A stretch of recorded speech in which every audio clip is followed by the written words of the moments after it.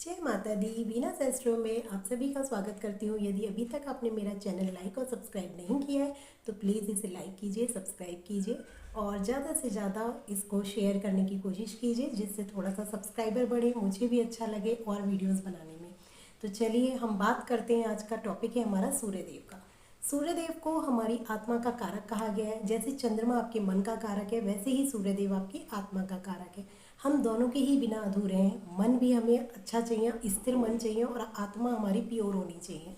आत्मा कहा जाता है ना कि अगर हमारी आत्मा से हम, यानी सूर्य यदि किसी की कुंडली में नीच का हो गया, अच्छी स्थिति में नहीं है, तो ऐसे इंसान गलत संगति में भी पड़ जाते हैं या गलत आदतों में उन जल्दी पड़ जाते हैं, क्योंकि वो आत्मा से आत्मा उनकी अच्छी नहीं, प्योर सोल नहीं है, ऐसा बोला जाता है। परंतु और ग्रहों का भी असर अगर अच्छा है तो डेफिनेटली वो फल सूर्यदेव के नहीं मिलते हैं, खराब फल। तो बात करें हम सूर्यदेव की, तो सूर्यदेव हमारी आंखों का भी कारक कहा जाता है। और जैसे आंखों का कारक भी हमारे क्योंकि सूर्य प्रकाश है और आंखों से ही हम पूरी दुनिया देखते हैं, तो ये प्रकाश हमें कहाँ से मिल रहा है? सूर्य से ही मिल रहा है। तो आंखें अगर वीक हैं तो कहीं ना कहीं सूर्यदेव का जो स्थिति है वो आपकी कुंडली में वीक है, यानी सूर्यदेव का या तो फल ऐसा मिल रहा है। और वैसे भी कहा जाता है अगर सूर्यदेव जहाँ बैठते हैं उस भाव के फलों को थोड़ा सा जला देते हैं, क्योंकि इतना गर्म ग्रह कहीं बैठेगा तो वो डेफिनेटली उस भाव के फलों को थोड़ा सा तो जलाएगा। तो कहीं ना कहीं वो आपके जो सजीव पक्ष होते हैं उनमें उनको वो जलाता है। और जो आपके निर्जीव पक्ष होते हैं, जैसे आपका कॉन्फिडेंस है, अगर आप उसमें देखें, फर्स्ट हाउस में देखें, तो सूर्य को बहुत अच्छा बल मिलता है। क्यों? क्योंकि कालपुरुष की कुंडली में मेष राशि फर्स्ट हाउस में आती है, और फर्स्ट मेष राशि में सूर्य जो होते हैं उच्च के हो जाते हैं। क्योंकि मेष राशि जो मंगल है इसके स्वामी है, मंगल को सेनापति कहा गया है। और सेनापति से ऊपर दर्जा किसका है? हमारे राजा का, यानी दैट मीन्स वो है कौन? वो सूर्यदेव ही हैं। सूर्यदेव को सभी ग्रहों का राजा बोला गया। सिंह राशि का जो स्वामी होता है वो सूर्य होता है, और सिंह राशि फिफ्थ हाउस में आती है। तो यदि फर्स्ट हाउस में आपका सूर्य आ रहा है तो वो दैट मीन्स ऐसे लोग बहुत कॉन्फिडेंस होते हैं, इनमें मतलब आत्मविश्वास कूट कूट के भरा होता है, हाईली एजुकेटेड भी होते हैं, और कॉन्फिडेंस लेवल इनका इतना गजब होता है। और सबसे बड़ी बात, सेंस ऑफ ह्यूमर इनका बहुत अच्छा होता है, बहुत अच्छे से हर चीज़ की परख ये कर लेते हैं।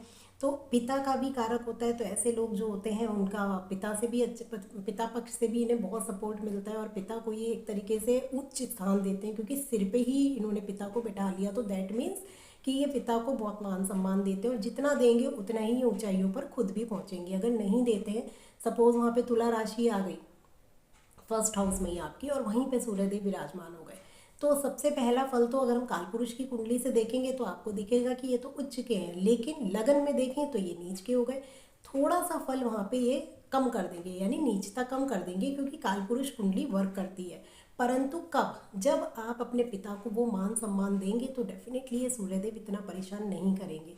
जिनके सूर्य फर्स्ट हाउस में देखे गए उनके सिर पर बाल भी थोड़े से कम हो जाते हैं, क्योंकि कहते हैं ना जलाते हैं सूर्यदेव जहाँ बैठ जाते हैं, तो आपके वहाँ से थोड़े से बाल कम कर देते हैं। ज़्यादा मतलब दिक्कत आती है ऐसे लोगों को बाल झड़ने की, तो ये चीज़ें करते हैं। बट समय के साथ ऐसा नहीं कि आपके बहुत जल्दी ये चीज़ें होनी शुरू हो गई हैं। तो आगे बात करेंगे, सूर्यदेव हमारे हड्डी के भी कारक कहे जाते हैं। ऐसे कैसे पता करें कि सूर्य अच्छा है या नहीं है? इसका एक सबसे बढ़िया तरीका है, यदि आपकी हड्डी किसी की टूटती है और वो जुड़ जाती है, बहुत जल्दी आराम से जुड़ जाती है, कोई दिक्कत नहीं आती, तो दैट मीन्स सूर्य फिर भी बैलेंस में अच्छी स्थिति में है।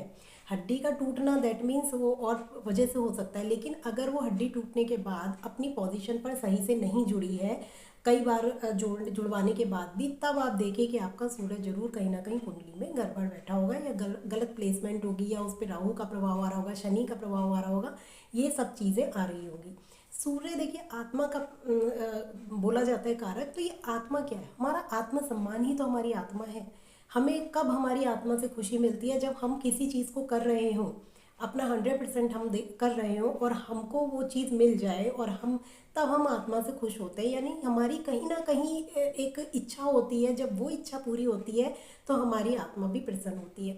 अब आप देखिए अपनी कुंडली में ना, जहाँ भी सूर्यदेव बैठे होंगे वहीं आपकी आत्मा की खुशी होगी, ऐसा बोला जाता है। और आत्मा की खुशी वहीं जहाँ आपके सूर्यदेव है, वहीं आप आत्मसम्मान भी पाएंगे। उसी तरीके से आप चीज़ें देखेंगे तो सेकंड हाउस में अभी सूर्यदेव को बैठा दीजिए, सेकंड हाउस आपकी किसका है? कुटुंब का। तो ऐसे लोग जो अपना कॉन्फिडेंस दिखाते हैं, जो इनका कॉन्फिडेंस है वो इनका कुटुंब भी है।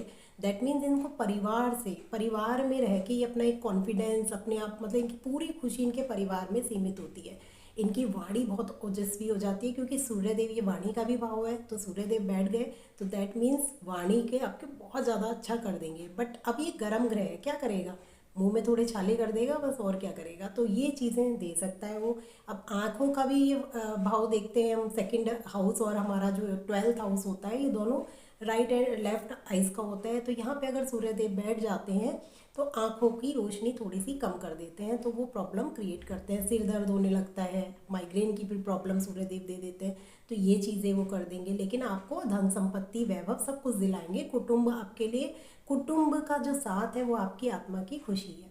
बात करते हैं थर्ड हाउस की। अब थर्ड हाउस में अगर क्रूर ग्रह या फिर दबंग ग्रह बैठ जाते हैं, जैसे मंगल और आपके सूर्यदेव या शनिदेव, ये वाले जो ग्रह होते हैं ना, और राहु, ये चारों प्लैनेट्स यहाँ बैठकर बहुत बढ़िया रोल करते हैं, क्योंकि ये पराक्रम का भाव है। अब पराक्रम जो आता है ना, ऐसे ही ग्रहों से आता है। और मंगल को तो वैसे भी पराक्रम का ग्रह बोला, और राजा तो फिर उससे भी ऊपर है।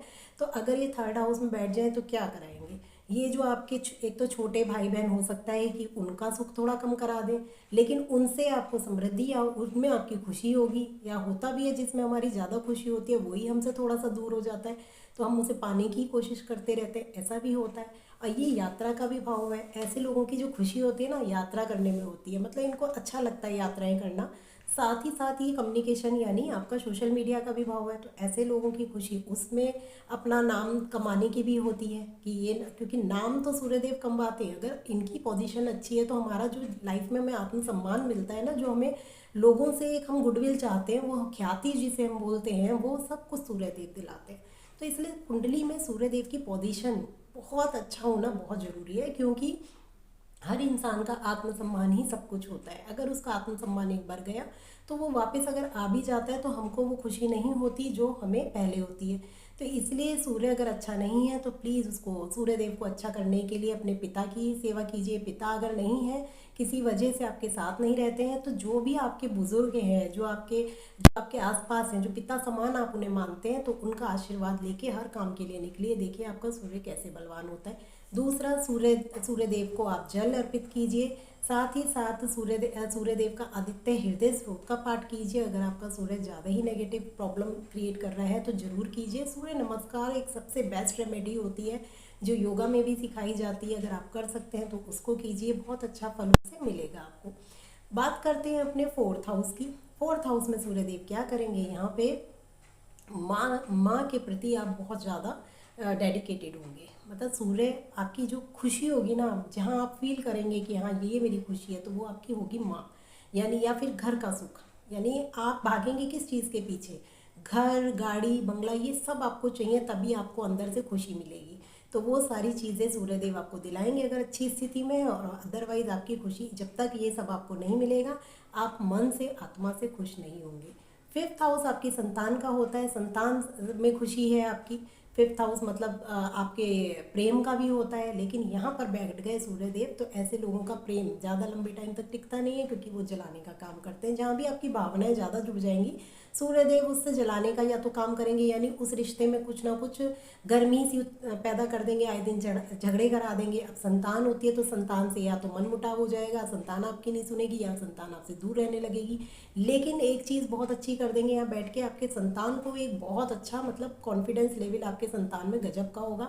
आप भी हाईली एजुकेटेड हो सकते हैं, बहुत अच्छी आपकी पढ़ाई होगी, सब कुछ होगा, वो सब कराएंगे। बट क्या कर देंगे यहाँ पे, केवल आपके रिश्तों में एक गर्म जोशी ले आएंगे। तो उस चीज़ को बचाना है आपको।